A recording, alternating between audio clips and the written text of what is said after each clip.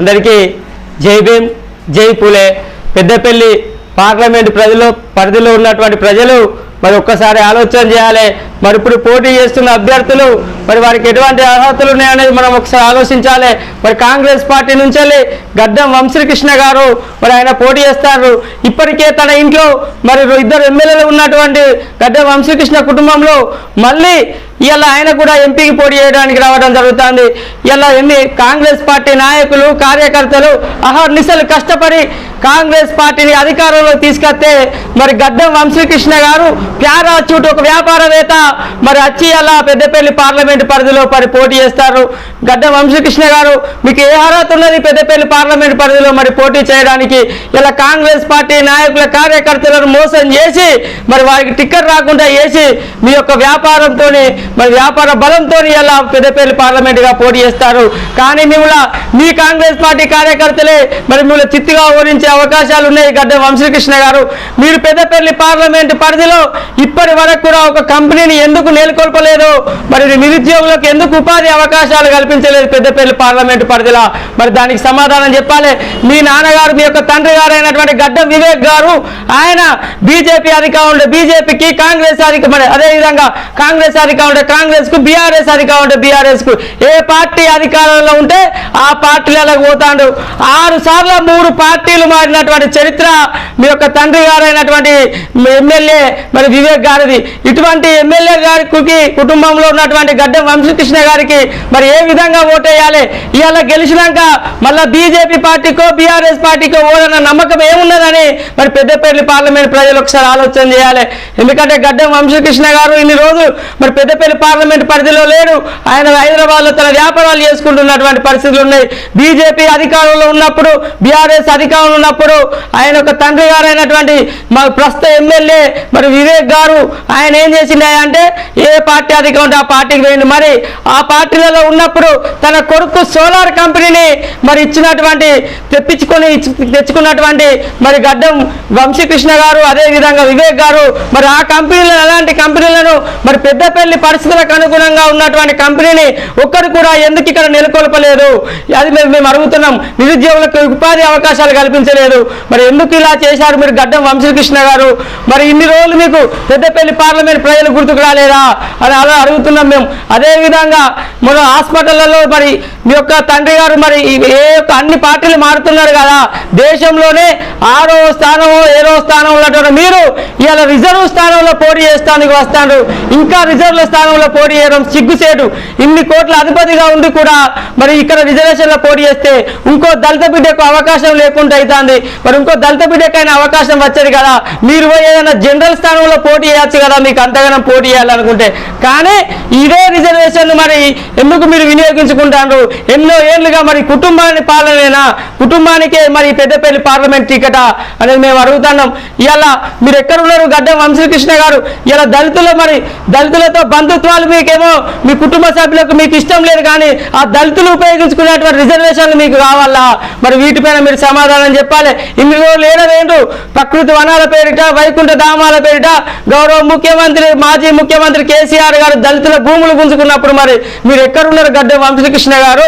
గురుకుల హాస్టళ్లలో social welfare హాస్టళ్లలో పురుగు రండాలు తిని విద్యార్థులు మరి చనిపోతుంటే ఏ ఒక్కరోజు కూడా మీరు మాట్లాడలేదు. మీ యొక్క తండ్రి గారు అయిన వివేక్ గారు అదేవిధంగా గడ్డం వంశీకృష్ణ గారు ఏ ఒక్క రోజు కూడా మీరు మాట్లాడలేదు కదా దళితుల పక్షాన.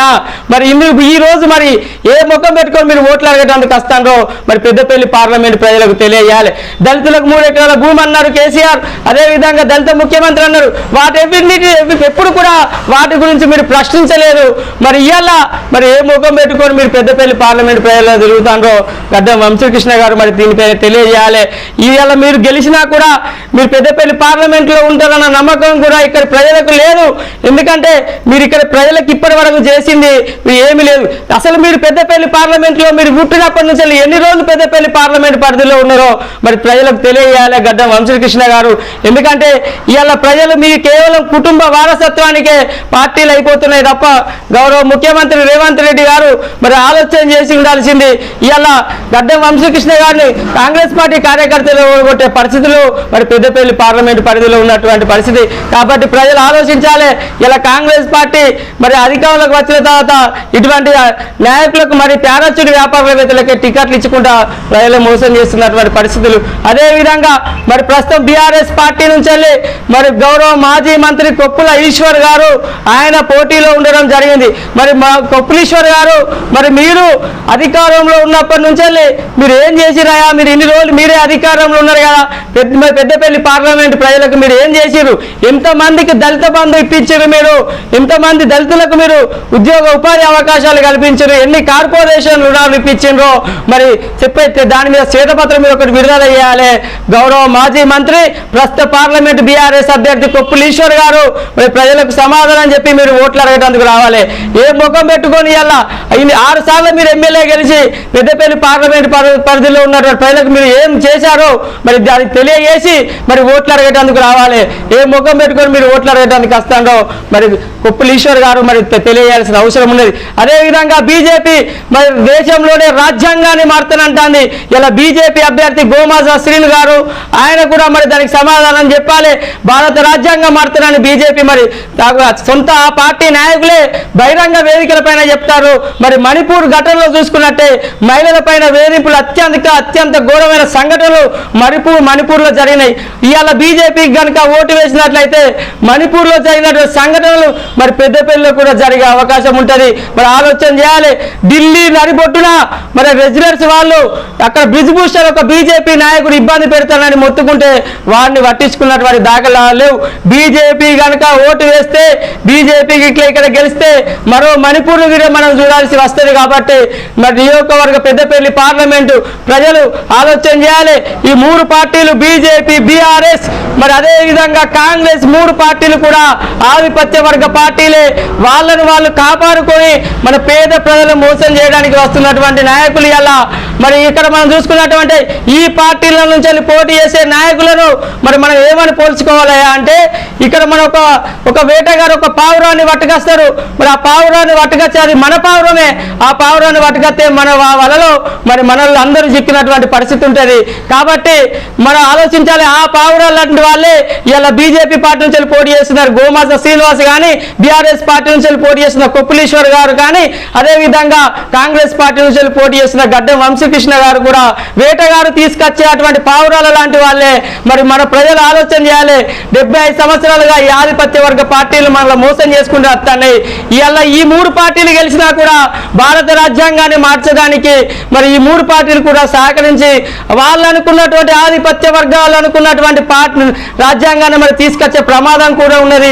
100% ఉన్నటువంటి ఎస్సీ, ఎస్టీ, బీసీ, మైనార్టీ మరి అగ్రవర్ణ పేదలకు తీవ్ర అన్యాయం జరిగి మరి వెనుకటి రోజులకు పోయే పరిస్థితి ఉన్నది. కాబట్టి మరి పెద్దపల్లి పార్లమెంటు నియోజకవర్గాలు ప్రజలు ఆలోచన చేసి మరి ఓటు వేయాలి. ఇలా బహుజన్ సమాజ్ పార్టీ మాత్రమే భారత రాజ్యాంగానికి రక్షణగా ఉంటుంది. కాబట్టి బహుజన్ సమాజ్ పార్టీ నుంచి పెద్దపల్లి పార్లమెంట్ అభ్యర్థిగా ఇరికిల్ల రాజనరసయ్య గారు మరి పోటీ చేయడం జరుగుతుంది. కాబట్టి 100% ఉన్న ప్రజల పక్షాన నిలుచున్నటువంటి నాయకుడు మరి ఇరికిల్ల రాజనరసయ్య గారు. కాబట్టి మీరందరూ పెద్దపల్లి పార్లమెంట్ ప్రజలు ఆలోచన చేసి మరి ఇరికిల్ల రాజనరసయ్య గారు బహుజన్ సమాజ్ పార్టీ నుంచి ఏను గుర్తుపై పోటీ చేస్తారు. కాబట్టి 90% ప్రజల పక్షాన ఉండేటువంటి నాయకుడు ఇరికిల్ల రాజనరసయ్య గారికి ఏను గుర్తుపై ఓటేసి బహుజన్ సమాజ్ పార్టీని పెద్దపల్లి పార్లమెంట్ పరిధిలో అత్యధిక మెజారిటీతో గెలిపించాలని కోరుకుంటూ జై భీమ్, జై పులే, జై భారత్, జై బీఎస్పీ.